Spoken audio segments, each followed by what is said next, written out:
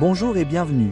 Aujourd'hui, nous plongeons dans le monde fascinant de la technologie haptique en utilisant des patchs portables qui exploitent les sensations tactiles et sensorielles pour offrir des bienfaits potentiels pour la santé. Nous savons que la peau est un organe puissant. Chaque centimètre possède plus d'un millier de terminaisons nerveuses qui transmettent des messages à nos systèmes nerveux périphériques et centrales. Ces terminaisons nerveuses convertissent l'énergie mécanique comme le toucher ou l'haptique en signaux neuronaux que le cerveau déchiffre pour favoriser la conscience sensorielle et stimuler les changements physiologiques. Il a été démontré que les dispositifs portables haptiques, y compris les patchs, améliorent la rééducation des victimes d'AVC, améliorent les prothèses pour les amputés et amplifient l'entraînement sensoriel des patients malvoyants et malentendants.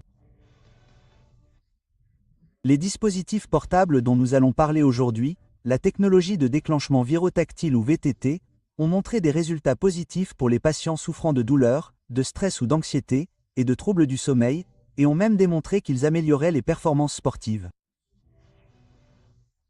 Nous espérons partager avec vous les nouvelles données scientifiques de pointe sur les bases de cette technologie. Je suis le Dr Jeff Gooten et je serai votre hôte aujourd'hui. Mes domaines d'expertise comprennent les thérapies analgésiques topiques et je suis l'auteur de nombreuses publications sur des domaines liés à la gestion de la douleur. Je suis également co-auteur d'études sur les technologies viro-haptiques qui seront au centre de notre discussion aujourd'hui. Le Dr Anna Toker est une chirurgienne spécialisée dans le cholocitol, distinguée et primée, qui possède plus de 20 ans d'expérience dans la région de Dallas. Elle est réputée pour sa capacité à traduire des concepts médicaux complexes en langage courant. Le Dr Toker attire des patients de tout le pays qui recherchent son expertise chirurgicale et ses conseils nutritionnels.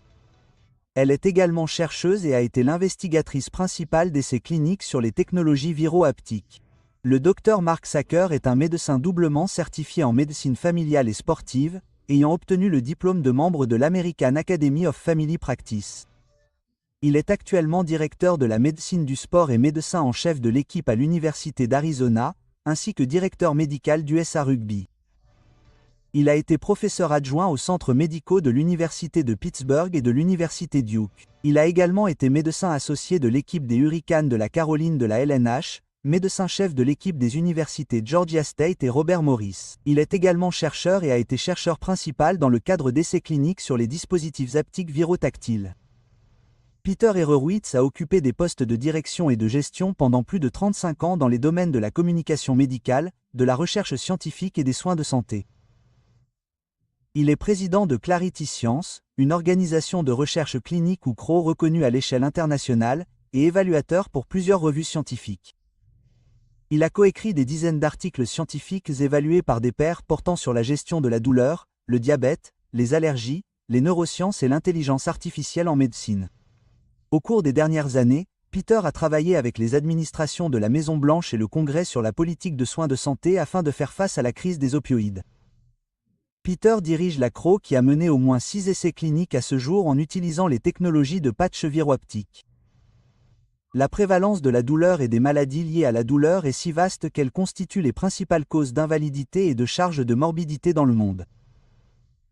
On estime que plus de 100 millions de personnes souffrent de douleurs chroniques ou récurrentes aux États-Unis, et que 50 à 7 millions de personnes souffrent de troubles du sommeil qui interfèrent avec leurs activités quotidiennes.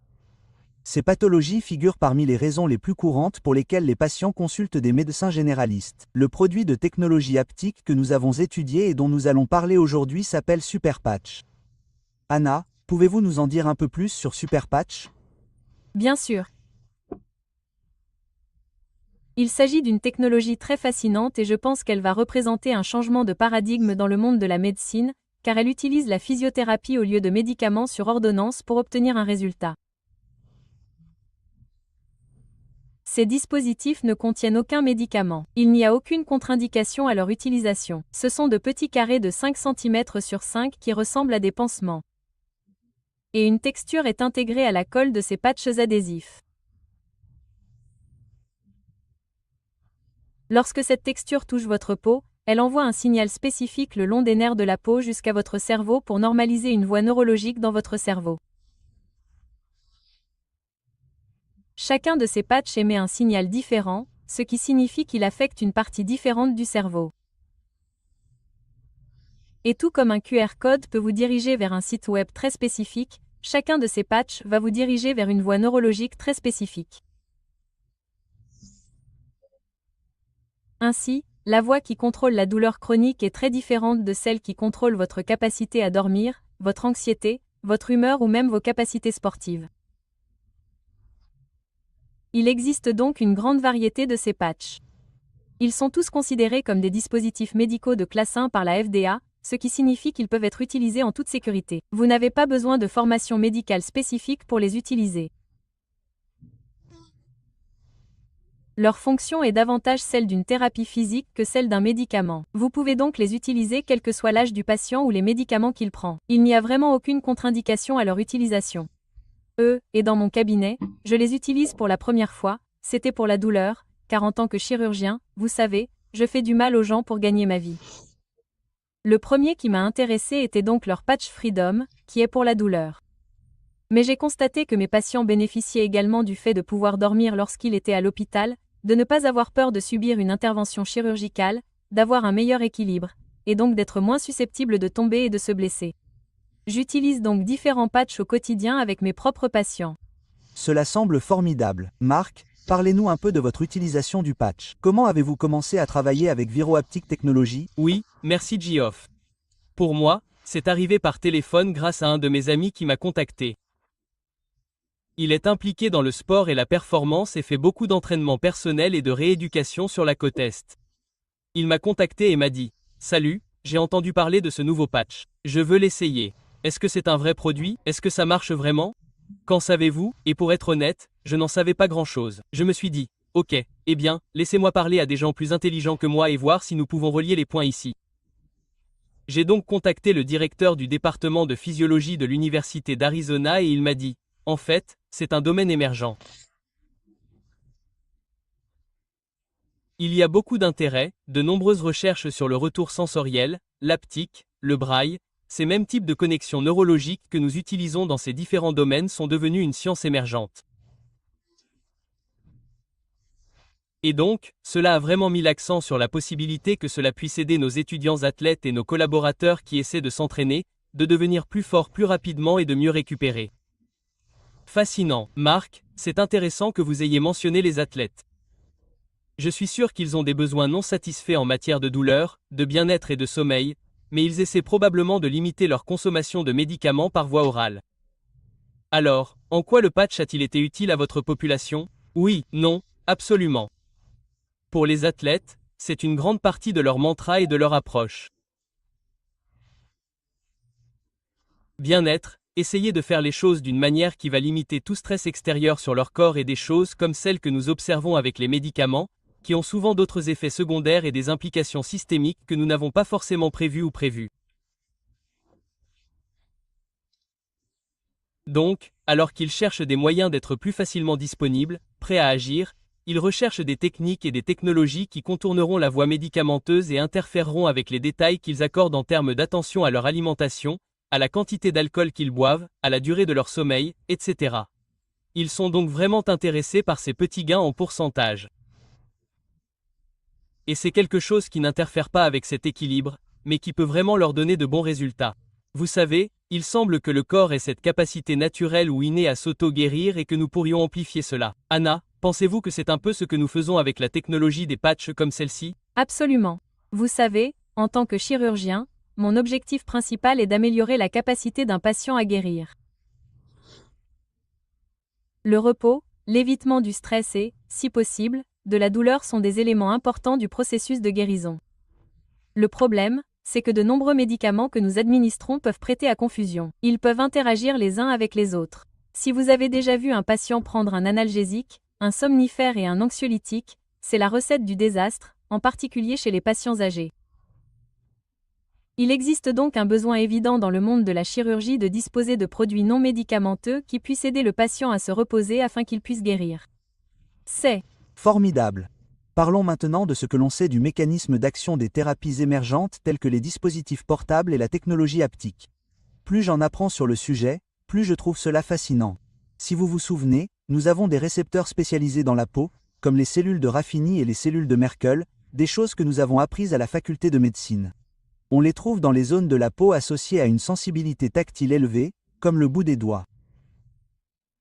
Ils sont étroitement associés aux terminaisons nerveuses et on pense qu'ils transforment le toucher en signaux électriques transmis au système nerveux.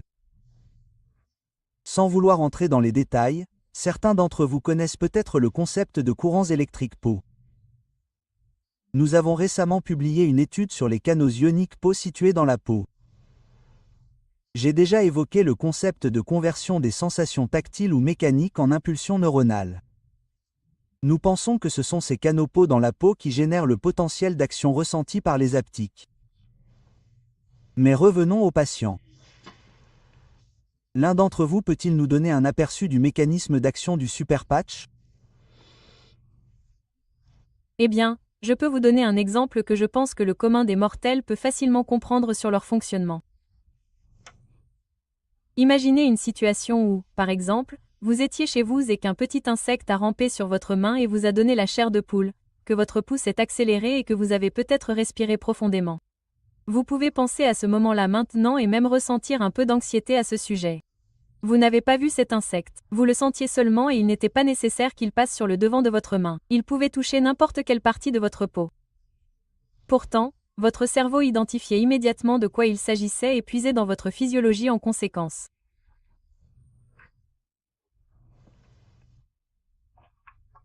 Ces patchs et cette technologie vous donnent donc une texture que votre cerveau reconnaît, mais au lieu de vous donner des frissons, un pouls rapide et de l'anxiété, ils inversent ces choses. Ils sont donc conçus pour équilibrer les systèmes nerveux parasympathiques et sympathiques afin que vous ne soyez pas déséquilibrés. Nous passons nos vies dans le stress. Nous sommes beaucoup trop stressés. Cela nous donne de la tension. Cela nous donne de l'anxiété. C'est probablement la base de la plupart de nos maux, pour être honnête avec vous. Lorsque vous parvenez à équilibrer les systèmes nerveux parasympathiques et sympathiques, alors tout d'un coup, beaucoup de ces symptômes externes, une tension artérielle élevée, de l'anxiété, des difficultés à dormir, des difficultés à se concentrer, disparaissent. C'est en quelque sorte le but de l'utilisation de ces patchs et le mécanisme par lequel ils fonctionnent. Excellente explication. Marc, avez-vous également des idées sur le mécanisme d'action? Oui, je pense que dans un autre exemple un peu plus basique que nous connaissons tous, lorsque nous avons des blessures ou des problèmes musculo-squelettiques, nous portons souvent quelque chose comme une genouillère ou une petite attelle de cheville en néoprène souple. Ces types de réponses proprioceptives aident notre corps à réagir plus rapidement et de manière réflexive à ces zones lorsque nous ressentons cette pression, cette compression ou ces signaux qui sont stimulés. Donc, comme pour les super patchs, c'est le concept selon lequel, en discutant avec beaucoup de mes athlètes et patients, nous écoutons cela et faisons le lien entre ces points, et, quelque chose de similaire se produit lorsque cette inhibition neuromusculaire est impactée par les patchs, et nous espérons, comme nous l'avons vu dans notre étude, que cela améliore les performances et aide les choses à mieux fonctionner comme elles le devraient.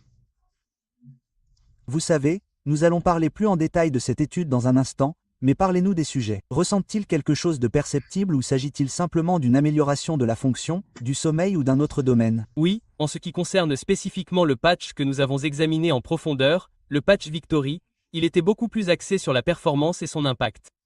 Et donc, lorsque nous l'avons mis sur les athlètes, nous voulions voir comment ils réagissaient, même dans un laps de temps relativement court. Ils ne l'ont donc porté que quelques heures, mais certains d'entre eux ont eu l'impression que c'était un peu plus facile lorsqu'ils ont fait les tests. Ils ont ressenti ce genre de bénéfices subjectifs, pas seulement les changements de chiffres comme nous l'avons vu lorsque nous avons examiné les données. C'est formidable. En tant que chercheur et propriétaire d'une organisation de recherche clinique, je reçois beaucoup de questions concernant l'efficacité réelle de ces produits, qu'il s'agisse du super patch ou d'autres appareils et produits que nous étudions.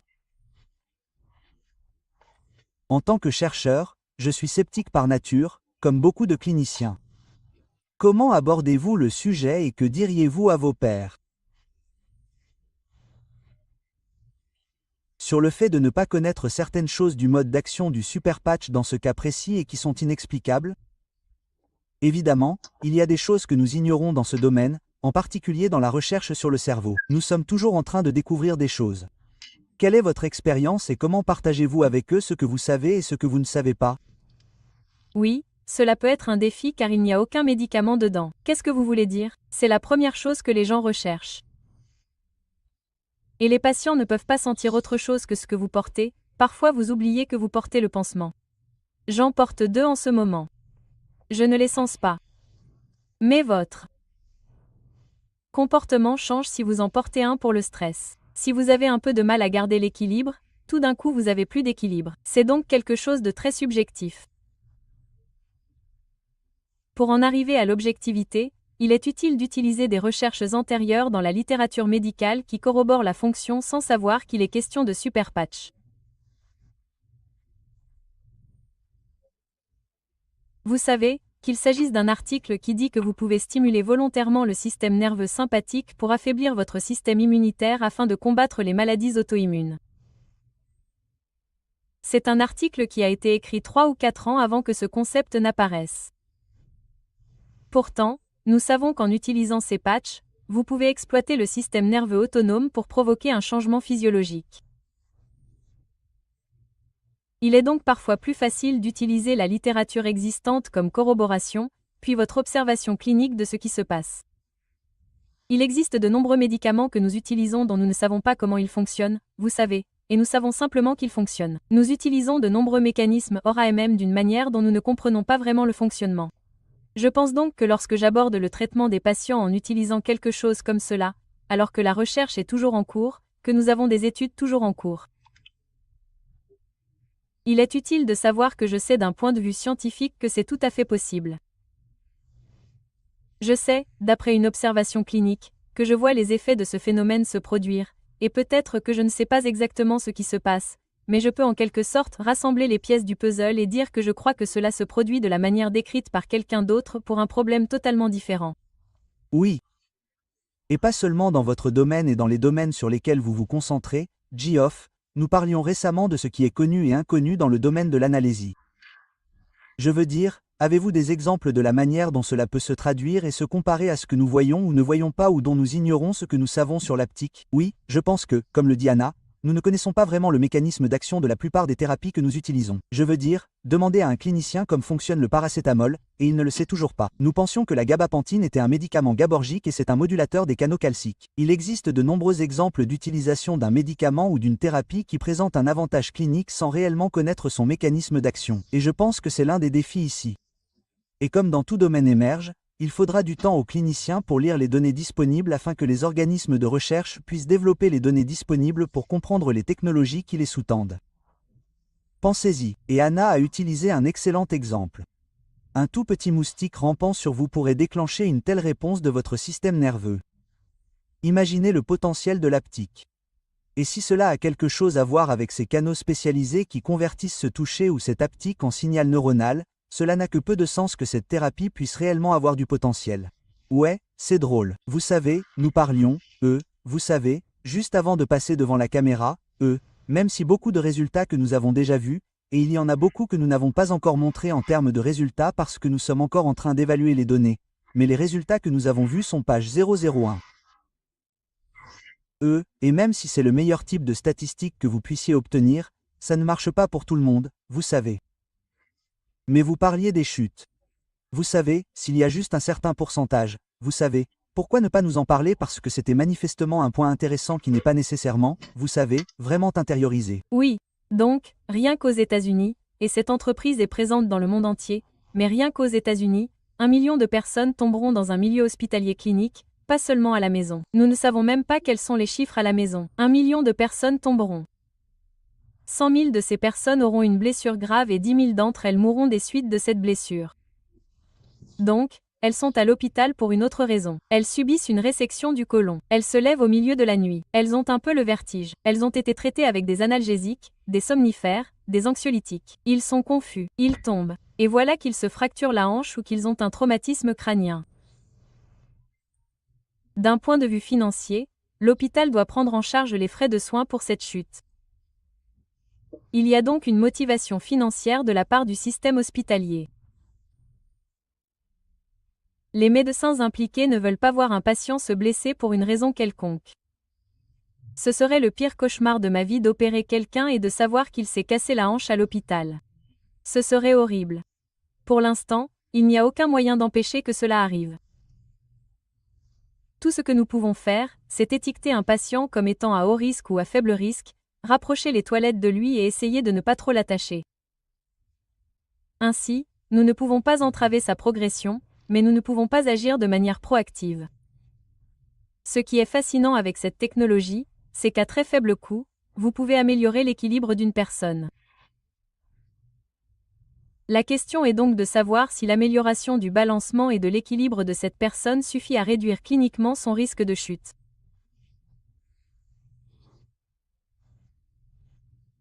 Et même si tout le monde avait un meilleur équilibre, si seulement 10% de ces personnes avaient un faible risque de chute, vous sauveriez 1000 vies par an. 10 000 chutes par an, n'est-ce pas? Et nous faisons des choses en ce moment dans le monde de la chirurgie pour prévenir un facteur de risque de 0,02%. Donc la thrombose veineuse profonde pour prévenir une thrombose veineuse profonde. Nous administrons des anticoagulants immédiatement après l'opération, ce dont je ne suis pas fan, mais nous le faisons. Nous administrons quelque chose qu'on appelle un CED à un patient. Tout cela est fait pour prévenir une complication qui survient dans 0,02% des cas. Et vous ne les prévenez pas tout en faisant cela. Vous réduisez ce pourcentage d'environ 1 ou 2 points de pourcentage. Vous voyez donc comment vous pouvez traduire une amélioration de 10% en chiffres réels et avoir un impact réel sur une personne. Et cela n'inclut pas les personnes en maison de retraite ou à domicile en soi. Cela peut vraiment avoir un impact positif énorme sur la société. Et dans le même ordre d'idées, Marc, vous étiez le chercheur principal d'une étude récente que nous avons menée, l'étude PowerUp, qui est actuellement en cours d'examen par les pairs pour une publication majeure. Nous avons 2 présentations importantes sur les données à venir.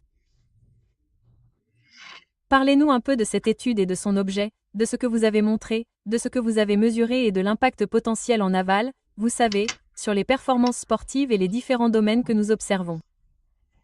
Oui, tout à fait. Comme nous en parlions précédemment, une petite question, comment cela fonctionne-t-il? Quelles sont réellement les données qui la sous-tendent, a été un moteur important de l'étude, et c'est pourquoi nous avons voulu l'examiner et voir objectivement si nous pouvions identifier un changement lié au port du patch dans un environnement de performance. Ce que nous avons fait, c'est que nous avons fait participer 70 de nos étudiants athlètes, tous athlètes de première division dans tous les sports, à un essai croisé randomisé en double aveugle. Donc, en gros, ils ont testé à la fois le patch placebo et le patch Victory. Certains ont commencé par l'un, d'autres par l'autre, juste pour s'assurer qu'il ne s'agissait pas d'un problème d'entraînement ou quelque chose comme ça, ou ils étaient juste une semaine plus tard dans leur entraînement et beaucoup plus forts ou quelque chose comme ça. Nous l'avons étudié à environ 7 à 10 jours d'intervalle et avons examiné quelques mesures de base que nous utiliserons chez les athlètes tout au long de l'année, à savoir l'extension du genou, qui consiste à tendre la jambe contre un cadre de force, la flexion du genou, où ils tirent vers l'arrière, puis ce qu'on appelle le saut de contre-mouvement, où ils se tiennent debout, les pieds à plat, sautent en l'air et atterrissent sur une plateforme de force. Donc, en examinant ces données, nous avons pu constater que 0,01 en termes de valeur P, nous avons pu constater une amélioration comprise entre 5 et 8% sur le patch actif par rapport au placebo.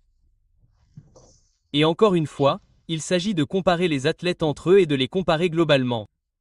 C'était donc passionnant de voir ce type de données apparaître, car en médecine du sport, en athlétisme, chez les athlètes olympiques et tout ça, ce ne sont que des fractions de secondes. Ce sont ces petits points de pourcentage qui font une énorme différence. Donc, en extrapolant cela, vous voyez que cela pourrait avoir un impact considérable. Un autre aspect intéressant que nous avons également découvert, c'est qu'il y avait une amélioration de l'asymétrie du côté droit au côté gauche. Nous avons donc constaté que leur côté non dominant se renforçait, ce qui était une découverte inattendue, mais qui est logique si nous améliorons les voies neuromusculaires. Ce n'est pas nécessairement qu'un côté soit beaucoup plus faible que l'autre, mais il est peut-être plus efficace. Et maintenant, tout d'un coup, après avoir porté un patch pendant 1 heure, ce signal se déplace un peu plus efficacement. Super. Et à ce sujet, Anna, vous avez déjà évoqué la façon dont le corps est en stase et y revient. Évidemment, cela nous ramène à ce point. N'est-ce pas? Votre bonheur de base est ce que nous faisons. La stase des choses peut aller assez vite avec l'âge. Ou avec les habitudes ou avec l'entraînement. Je veux dire, si nous parlons d'athlète ou de quelqu'un comme moi, qui était peut-être un athlète, puis s'est blessé et maintenant, vous savez, vous avez subi une blessure et tout d'un coup, cela vous déséquilibre complètement. Cela déséquilibre et votre cerveau apprend à compenser ce changement appris dans votre comportement. Et donc maintenant, vous n'êtes plus en stase. Vous êtes en quelque sorte déséquilibré, pour ainsi dire. Et puis ces appareils peuvent vous faire tomber en déséquilibré. Je ne sais pas comment le dire gentiment, mais ils peuvent vous remettre en état de stase et votre cerveau le reconnaît. C'est comme une pierre de touche de l'équilibre. C'est comme une surface solide dans une pièce sombre où tout d'un coup vous réalisez que vous êtes debout, c'est en quelque sorte le point de référence que cette petite texture donne aux gens. C'est donc une façon fascinante dont le cerveau fonctionne. Peter, sachant que l'utilisation de l'haptique pour améliorer la santé est une science émergente, Superpatch est à l'origine de nombreuses données que vous pourriez trouver concernant les avantages pour la santé des technologies haptiques. Parlez-nous un peu du processus d'essai clinique auquel certaines de ces études ont été soumises et des publications qui en ont découlé. C'est une excellente question, Jeff. Du point de vue d'une organisation de recherche clinique, les études que nous administrons suivent un processus de développement rigoureux. Comme c'est la norme dans le secteur et avec d'autres études que nous menons pour les grandes sociétés pharmaceutiques, nous avons mené 2 types d'études concernant ces patchs haptiques virotactiles. Les premières sont appelées études observationnelles. Ces études impliquent des sujets auxquels on pose des questions spécifiques sur leur expérience après avoir utilisé le patch étudié. Les questions posées proviennent d'échelles validées telles que le Brief Pain Inventory, l'échelle de stress perçu et l'indice de qualité du sommeil de Pittsburgh, par exemple, qui ont été utilisées dans des milliers d'autres études cliniques. Il convient également de noter que la FDA a fourni des conseils sur la validité de ces études observationnelles et la valeur qu'elles apportent en termes de meilleure compréhension des données probantes du monde réel. Au cours de l'année écoulée, nous avons également mené des essais cliniques dans lesquels, en plus d'observer la réponse des patients et de les interroger sur leur expérience, nous avons également intégré des mesures fonctionnelles, comme le port par les sujets d'études d'un appareil Whoop qui enregistre tous les aspects de l'activité quotidienne et des habitudes de sommeil d'une personne. Nous avons également effectué des mesures chez des athlètes d'élite de première division qui sont des mesures de performance standard. Grâce à l'intégration de ces mesures fonctionnelles, nous pouvons comparer ce que le sujet dit de son expérience avec des mesures objectives réelles. Permettez-moi maintenant de parler un peu du processus d'élaboration du protocole. Nous identifions d'abord un chercheur principal comme vous. Ce sont des cliniciens qui sont des experts dans le domaine et qui ont de l'expérience dans l'étude, dans le domaine étudié. Dr Tucker, Dr Sacker et vous, comme vous le savez, avez tous été les chercheurs principaux de ces études sur les superpatchs à technologie de déclenchement virotactile. Avec ces cliniciens sélectionnés, nous élaborons ensuite un protocole pour comparer un superpatch actif à un patch placebo ou factice. Les sujets de l'étude sont randomisés et en aveugle, ce qui signifie qu'ils ne savent pas quel patch ils recevront. Le protocole est ensuite soumis une fois terminé à un comité d'éthique institutionnel qui examine le protocole et la méthodologie afin de s'assurer que les sujets de l'étude sont protégés et comprennent les risques liés aux dispositifs médicaux étudiés. Les superpatchs que nous avons étudiés sont non invasifs, ne contiennent aucun ingrédient et sont considérés comme des dispositifs médicaux de classe 1, la catégorie présentant le risque le plus faible. Dans toutes les études que nous avons menées sur les superpatchs, nous n'avons jamais observé d'événements indésirables graves et les événements indésirables signalés étaient minimes. Les résultats que nous avons observés incluent dans de nombreux cas une valeur P de 0,0001. Et si vous vous souvenez du cours de statistique, cela signifie qu'il y a une chance sur 1000 que les résultats soient le fruit du hasard. Les résultats de ces études ont été présentés lors de plus de 20 conférences médicales scientifiques internationales après examen par les pairs des comités scientifiques, et ont été publiés dans de nombreuses revues scientifiques à comité de lecture, disponibles sur Medline, PubMed et d'autres bibliothèques de référence. Nous avons de nombreuses autres études en cours. Elles sont toutes disponibles sur clinicaltrial.gov.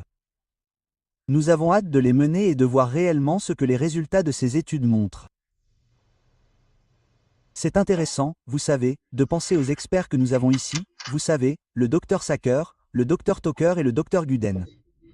En tant que clinicien et médecin, vous avez également une pratique et des intérêts élargis, vous savez, le Dr Guden, vous êtes acupuncteur.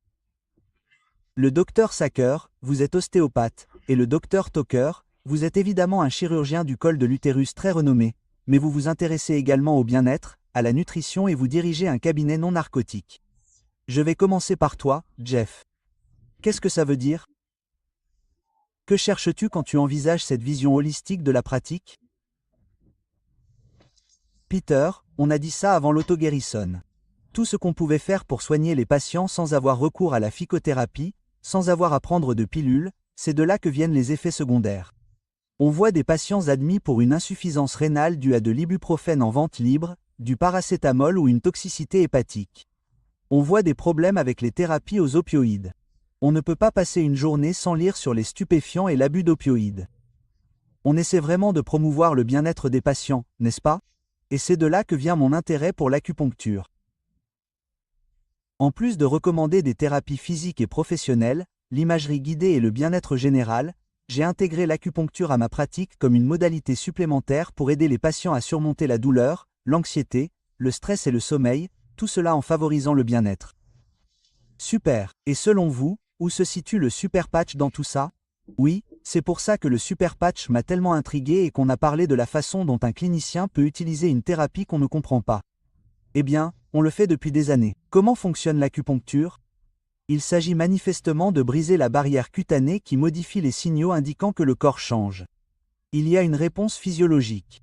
Je mets ces minuscules aiguilles dans la peau et les patients ont des vertiges, transpirent ou se sentent euphoriques. Je ne laisse pas certains patients conduire après l'acupuncture. Il y a une réponse naturelle du corps qui est souvent bonne à manipuler la peau ou les zones superficielles. Et je pense que c'est comme ça qu'on va comprendre que ce patch fonctionne réellement. Super, Anna. Les patients en sont venus à se méfier du monde médical. Malheureusement, nous vivons dans un environnement, en particulier depuis 5 ans, où ils ne veulent pas se tourner directement vers la réponse médicamenteuse. Vous savez, ils veulent faire quelque chose par eux-mêmes. Ils sont probablement plus au fait des effets secondaires médicaux que beaucoup de médecins.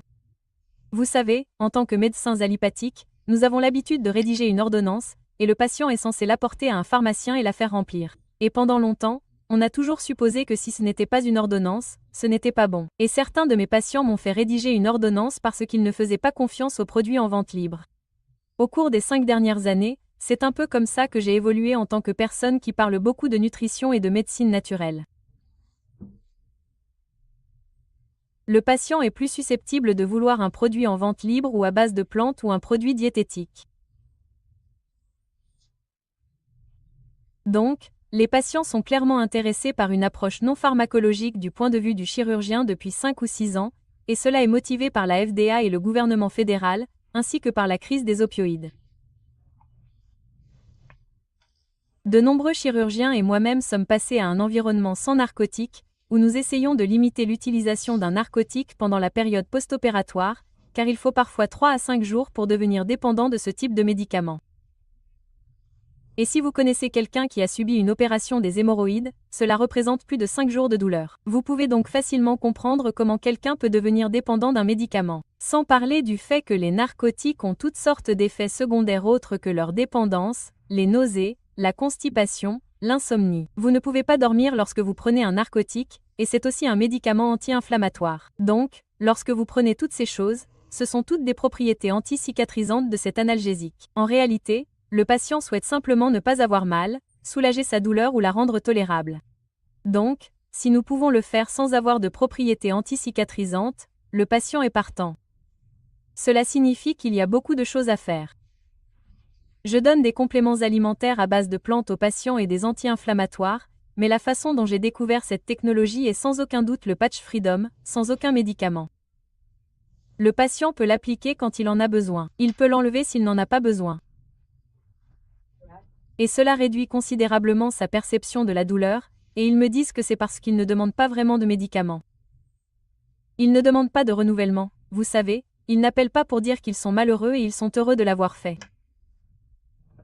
Donc ça vaut vraiment la peine de poursuivre, d'un point de vue chirurgien, je veux que mon patient guérisse mieux, et puis les patients sont de plus en plus susceptibles d'accepter ça comme la réponse parce qu'ils veulent aussi aller mieux et ils ne veulent pas être dépendants de leurs médicaments. Super Marc. Ouais. Eh bien, dans la philosophie médicale ostéopathique, on comprend vraiment que le corps sait comment se guérir lui-même. Et si nous pouvons restaurer la structure, le corps sait comment restaurer la fonction. Et donc que ce soit par la manipulation ou des changements musculo-squelettiques ou des améliorations dans la façon dont le corps est aligné et comment les choses bougent, ou des médicaments ou toute autre chose qui aide notre corps à démêler certains des obstacles et certains des barrages routiers qui se dressent entre un fonctionnement sain et là où nous en sommes actuellement. C'est quelque chose d'excitant et je pense que c'est quelque chose qui vaut la peine d'être évalué et examiné. Superpatch et ses concepts autour de la technologie virotactile offrent vraiment un autre outil ou une autre opportunité de démêler ce réseau et de vraiment permettre au corps de revenir à ce qu'il a l'habitude de faire et à ce qu'il sait comment améliorer les problèmes et la pathologie, vous savez, très succinctement. Super. Vous avez mentionné les produits en vente libre, n'est-ce pas? Les produits en vente libre ne sont pas tous créés égaux. Et vous savez, du point de vue d'un clinicien, ils ont l'habitude, comme vous l'avez dit, d'écrire des scripts parce que c'est la meilleure voie à suivre. Nous avons mené de nombreuses études sur les patchs viraux haptiques, avec des résultats positifs qu'ils ont montrés. Je ne sais pas ce que les autres patchs que nous étudions vont montrer, mais ceux que nous avons étudiés ont montré des résultats positifs. Point. Qu'est-ce qui rend une étude valide? Qu'est-ce qui rend les données valides du point de vue d'un clinicien? Et comment cela est-il interprété pour les soins aux patients? La première chose que la plupart des médecins vont demander, je pense, c'est quand ils sont très sceptiques. D'accord, ils demanderont donc à voir l'étude. Où a-t-elle été publiée? Combien de patients y ont participé? Était-elle correctement alimentée? Était-elle contrôlée par placebo et en aveugle? Ce sont le genre de choses que vous voulez savoir. Combien de personnes ont abandonné l'étude? Quelle était la population? Était-elle suffisante? Comparons-nous des pommes et des oranges? Les médecins liront généralement au moins une partie de cela. C'est le cas lorsque vous obtenez une étude avec une valeur P inférieure à 0,001, comme nous, les médecins, le reconnaissons, car il n'y a pratiquement aucune autre option. Et cela ne peut pas être un placebo et ce n'est pas la façon dont nous avons mesuré les données qui en découlera. Quelque chose de réel vient de se produire. Donc, ils aiment voir ça, et vous savez, j'ai lu des études dans le passé où cette valeur P n'était pas très bonne, vous savez, ou la prévisibilité de certaines des prévisibilités d'une étude était un peu fausse, ou la façon dont c'est écrit, c'est un peu comme, je ne sais pas, était-ce vraiment contrôlé par placebo? Je veux dire, qui sait, et puis tout d'un coup, c'est un peu mis de côté. Donc, si vous avez un petit groupe de personnes, peut-être que ce n'est pas contrôlé par placebo, les gens ne suivent pas ça autant. C'est utile d'avoir des chiffres, vous savez, pour faire une étude subjective où vous demandez aux patients de remplir des questionnaires pour obtenir une réponse. Et je sais que ce sont des études validées. Mais beaucoup de médecins se disent, je veux dire, vous savez, est-ce que vous persuadez le patient de répondre à cette question? Est-ce que la pression des pairs l'amène à répondre à cette question? C'est utile quand vous voyez un changement de mesure réel comme ce dont vous parliez dans votre étude. Je veux dire qu'il y a une mesure que vous trouvez là et je pense que c'est l'une des choses que les médecins recherchent. Montrez-moi la mesure, pas seulement le questionnaire. D'accord. Et Geoff, je vous demanderai à nouveau votre avis, bien sûr, dans le domaine de la réglementation et des approbations de la FDA. Il existe de nombreuses études et de nombreux produits sur le marché qui sont utilisés dans la pratique quotidienne. L'aspirine, par exemple, ne serait évidemment jamais approuvée aujourd'hui. Vous savez, Peter, je dirais sans nommer les médicaments, j'ai participé à pas mal de recherches cliniques et à pas mal de consultations sur des produits qui ont été soumis à la FDA. Et je pense que ce que nous devons reconnaître en tant que cliniciens, c'est qu'il y a une différence entre la signification statistique, ce que nous observons dans un essai clinique, et la signification clinique ou la signification clinique, n'est-ce pas? Qu'est-ce que cela signifie pour le patient? Quel type de résultat a-t-il perçu? Et le seul point sur lequel je féliciterai l'organisme de recherche pour ses études sur les technologies vibro-haptiques, c'est qu'ils n'ont pas seulement calculé les scores de douleur, de sommeil, mais ils ont également demandé aux patients leur impression globale, qu'ont-ils pensé des résultats de ce produit? Et lorsque vous regardez les patients qui étaient dans les groupes de traitement, environ 70, 80, 90% ont donné une note bonne, très bonne ou excellente, et dans le groupe placebo, ces chiffres sont de 30, 40 ou 50%. Vous voyez donc une différence dans la différence entre les sujets du groupe, qu'ils aient reçu le patch actif ou le patch placebo. Encore une fois, ce sont des études en aveugle. Des sujets comme Marc, vos athlètes ne savaient pas s'il avait un patch placebo ou un patch actif. Et pourtant, ils obtiennent systématiquement des notes subjectives plus élevées dans vos études. Et c'est là que vous avez mentionné plus tôt les preuves du monde réel. Je pense que c'est ce dont nous avons besoin davantage. Et encore une fois, le fait que vous ne vous intéressiez pas seulement à la signification statistique, aux valeurs P, vous savez, à leurs notes dans un questionnaire, à ce qu'ont dit les sujets, à ce qu'ont dit les patients sur les résultats de ces essais, et dans l'ensemble, c'est positif, ce qui est intéressant pour les cliniciens comme nous lorsque nous examinons les données. Vous savez, Peter, nous avons mentionné à plusieurs reprises aujourd'hui que la science concernant les technologies vibro-haptiques pour améliorer la santé est une science émergente. Pouvez-vous nous parler de certaines des publications issues de vos recherches? D'autres données pourraient être disponibles? Bien sûr. Donc, comme nous l'avons entendu il y a quelques minutes de la part de Marc, vous savez, en tant que chercheur principal de l'étude Power Up, il a partagé les résultats de ses résultats chez les athlètes de première division. Nous avons mené et publié d'autres études, l'une d'elles étant le patch de sommeil, qui est le patch REM que nous avons étudié pour l'amélioration du sommeil chez les sujets, et c'était l'essai de restauration. Par exemple, nous avons montré que le sommeil présentait une diminution statistiquement significative du temps d'endormissement, une augmentation du nombre d'heures de sommeil, du niveau de sommeil et une réduction du score global PSQI et des scores ISI pour le groupe de traitement actif par rapport au placebo. Après 14 jours, plus de 33% des sujets du groupe actif ont déclaré avoir réduit la quantité de médicaments en vente libre ou sur ordonnance qu'ils utilisaient pour leurs troubles du sommeil. Et les trois principaux résultats dans le groupe sous patch actif, le score global PSQI, le score total ISI et les minutes pour s'endormir, ont suivi une trajectoire descendante tout aussi forte et statistiquement significative entre le début de l'étude et cette période de 2 semaines au jour 14, sans aucun événement indésirable significatif. Dans l'étude Strava sur le stress, qui a examiné le patch PIS, les sujets de recherche ont constaté une amélioration significative de leur état de santé mentale, page 001. Et un résultat positif et une augmentation statistiquement significative en pourcentage page 001 de la perception de leur santé au cours des 14 jours de leur participation à l'étude. Jeff, vous étiez le chercheur principal d'une étude Harmony portant sur le patch antidouleur et le patch Freedom. Pourquoi ne pas partager quelques données et résultats de cette étude? Bien sûr, vous avez mentionné un peu plus tôt, lorsque vous avez conçu ces essais, les questionnaires que nous utilisions pour interroger les patients sur la douleur, la fonction, le sommeil et leur perception globale des avantages du patch. Dans l'étude Harmony, il s'agissait d'une étude contrôlée.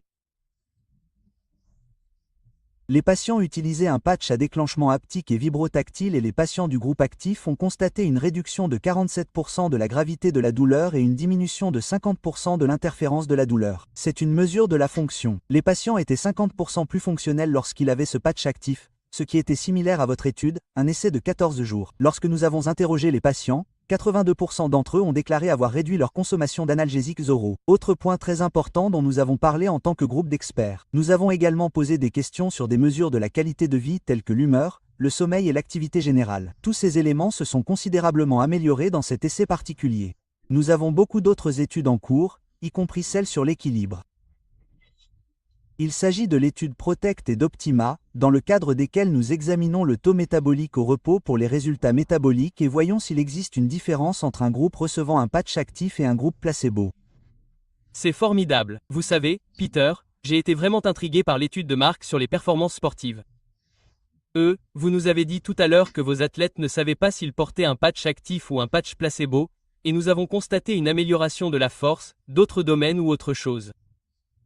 Pouvez-vous nous en dire plus sur l'étude? Oui, vous savez, l'une des choses intéressantes que nous avons découvertes et qui, je pense, pourrait ouvrir la voie à des recherches et à une compréhension plus poussée est que nous avons constaté que les athlètes qui portaient le patch Active Victory pendant plus d'une heure présentaient une augmentation de l'effet positif du patch. Cela met donc vraiment en évidence la question de savoir s'il y a un effet dose-effet. Y a-t-il quelque chose du genre, et, le porter pendant 24 heures complètes ou peut-être même jour après jour, est-ce quelque chose où nous verrons des changements exponentiels et cette croissance est la différence que vous auriez par rapport au fait de ne pas porter de patch? Vous savez, la durée de port est en fait une excellente chose qui doit être étudiée. Anna, parlez-nous un peu de votre pratique. Combien de temps les patients portent-ils réellement le patch? Dans le protocole que j'ai établi pour mes patients chirurgicaux, c'est 2 semaines avant une opération, c'est à ce moment-là que je veux en quelque sorte les faire porter, puisque toutes vos études durent 2 semaines. Je vais utiliser cela en clinique sur mes propres patients, où pendant 2 semaines, je leur fais porter un patch antidouleur, patch de paix, la nuit. Ils utiliseront ce patch REM pour les aider à dormir, puis ils porteront 24 heures sur 24 un de ces patchs d'équilibre. Et ils font cela pendant 2 semaines avant, ils les amènent à l'hôpital pendant leur convalescence, puis pendant 2 semaines supplémentaires après. Et j'ai l'impression que d'après mon expérience, si vous pouvez faire entrer un patient dans son meilleur état, le plus détendu possible, il est plus susceptible de bien réagir à l'opération parce qu'il n'est pas stressé.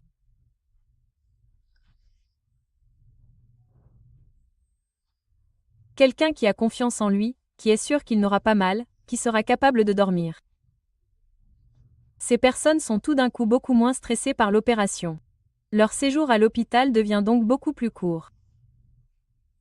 On parle d'1 jour et demi à l'hôpital après une résection du côlon, parfois moins, simplement parce que le patient se sent bien. Il sait qu'il n'est pas mal à l'aise debout. Il sait qu'il n'est pas surmédicamenté et qu'il n'a pas mal. C'est donc extrêmement efficace si vous pouvez commencer tôt. Cela leur donne confiance en eux, ils peuvent le faire même s'ils ne peuvent pas sentir la substance de ces patchs. Ils savent simplement que leur comportement les aide d'une manière ou d'une autre. Comme vous l'avez dit, les athlètes ont presque l'impression de ne pas porter de cap, mais on sent qu'il y a une forme d'équilibre qui se produit chez ces patients, qui leur donne confiance et qui leur permet de guérir beaucoup plus vite et de reprendre une vie normale.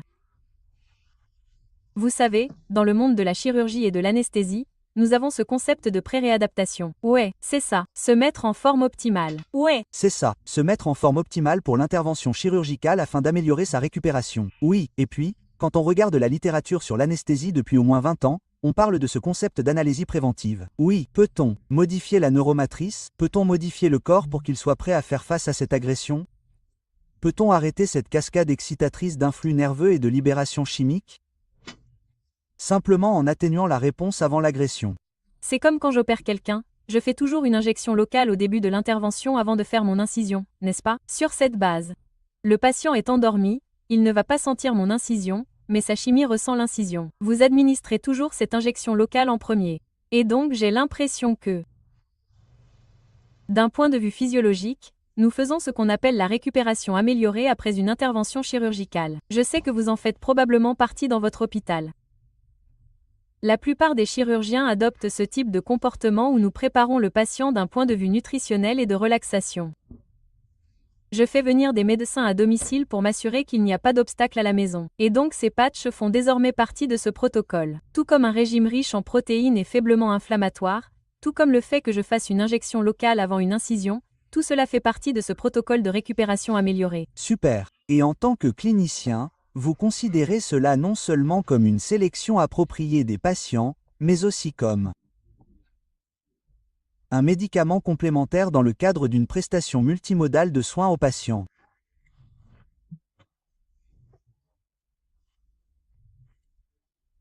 Et encore une fois, lorsque vous traitez avec des athlètes universitaires ou des patients de tout type et de tous âges, y a-t-il des inquiétudes que vous pourriez avoir à ce sujet, que les médecins, qui sont sceptiques par nature, ont, n'est-ce pas?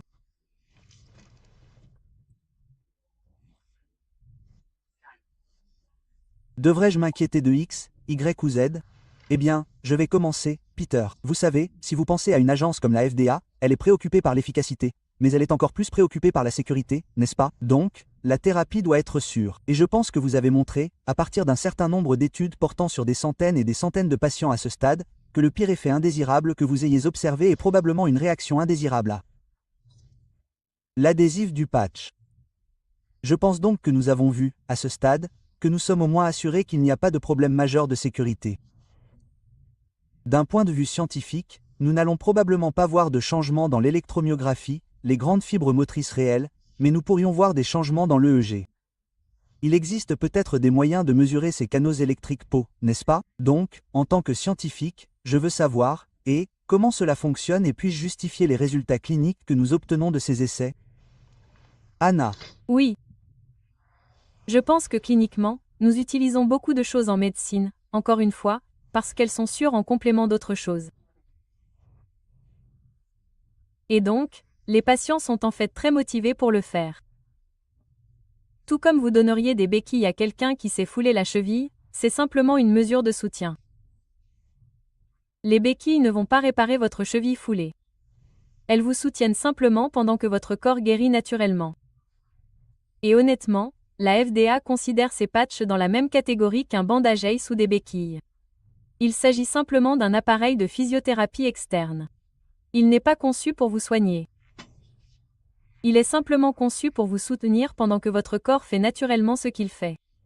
Et les patients sont d'accord avec ça. Et les médecins, s'ils savent que c'est sans danger, c'est la première chose à leur dire. Il n'y a pas de contre-indication. Peu importe qu'ils prennent des anticoagulants ou le nombre de médicaments différents qu'ils prennent, leur âge ou tout autre facteur. Donc, c'est tellement plus facile de l'ajouter et ça rend ma vie beaucoup moins stressante si je n'ai pas à ajouter un médicament dangereux à une femme de 85 ans, n'est-ce pas? Personnellement, je me sens plus à l'aise, de ne pas avoir à donner quelque chose de vraiment trop puissant à quelqu'un qui ne peut peut-être pas le gérer. Super. Et Marc, en tant que directeur médical sportif, pas seulement au niveau collégial mais aussi au niveau professionnel. Pas seulement cette amélioration et cette amélioration des performances sportives potentielles, mais aussi en tant que médecin généraliste, en tant que directeur médical de l'Université d'Arizona, en tant que directeur médical. Qu'en pensez-vous? Oui, je pense que c'est pareil. Vraiment la sécurité, vous savez, quels sont les risques de tout nouveau traitement ou approche que nous adoptons avec les patients ou les athlètes? La troisième partie qui devient intéressante, je pense que c'est parfois un obstacle, vous savez, est-ce que cela a du sens d'un point de vue académique? Comment cette modalité, ce supplément ou ce traitement va-t-il aider nos patients ou nos athlètes à atteindre les objectifs qu'ils recherchent? J'ai de la chance dans le domaine du sport, vous savez, les gens sont un peu plus ouverts d'esprit et se demandent comment passer à l'étape suivante ou obtenir cet avantage et vraiment aller au-delà de la pointe de la technologie. Donc, il y a beaucoup d'ouverture pour essayer de nouvelles choses, mais une partie de ma responsabilité est de m'assurer que nous le faisons en toute sécurité et que nous n'essayons pas simplement tout ce qui apparaît sur un site web quelque part et qui leur est livré à domicile, n'est-ce pas? Comment pouvons-nous réellement envisager un concept efficace en termes de traitement? Et, je pense, pour répondre à votre question concernant l'hésitation de certaines personnes face aux nouveautés, est-ce que développer cette compréhension de la manière dont cela nous fait passer d'un point A à un point B? Et je pense que c'est la partie importante de toutes ces recherches, c'est d'aider à combler cette lacune afin que nous ayons maintenant une compréhension du mécanisme sur lequel nous nous appuyons, et de la manière dont nous expliquons ces résultats et contrebalançons les risques, ou l'absence de risques, dans quelque chose de simple comme les super patchs.